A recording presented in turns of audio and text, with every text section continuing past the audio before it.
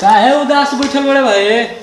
अरे देख ना एगो खसी पोसले बनी ओकरा के बांध के रखतानी तो रहते नहीं थे। कबो खेत में चल जाता है, कबो कोनो के धान चल जाता है, कबो कोनो के बकरी पर चल जाता है। अब बताओ ना तू क्या करी हम? तो ओकरा के मार के खा जो। अच्छा उ साग रोटी हो के है रही फिर तो कल पीछे से निकलिए जाए।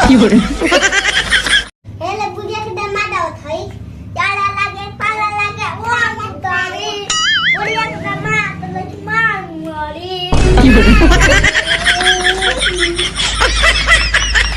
जानता पार्टनर का पार्टनर? कल हमार वाली मिले के बोले रहे लेकिन मिले नहीं आई। का और फोन करके आज कहती है का कहती है कि मिलने की तुम कोशिश करना, वादा कभी न करना। तो तू ना कहलिस कि हाँ। भागने की तुम कोशिश करना, कुछ कर कभी ना करना। अरे भाई देखो तो तेतला जाता ओकरा के बुलाऊ ना। अरे बेटा थुतला आता है नहीं आता ता हो ता आ नहीं ता बोला बैठ बैठ जा बैठ तो। बैठ बैठी। गाना सुनाओ तो मुंह से सो जाओ। सुना सुनाई हां सुनाओ।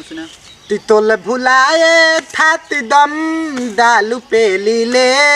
अरे भाई समझ में ना आई। तो हमारा थमत में नहीं ताल तो धनता आई। दे दे अल्लाह, मेला घूमे जाना है। दे दे अल्लाह, आपका भगवान भला करे। दे दे अल्लाह, दे दे बाबा। काहे रे? हाँ भाई तोर लाज नहीं लगा तू कहेला हई हाथ गोड़ ठीके हो फिर भी तू 10 रुपया के भीख मांगत रे। तो मैं तार 10 रुपया खाती अपन गोड़ हम तू रवावे जाई।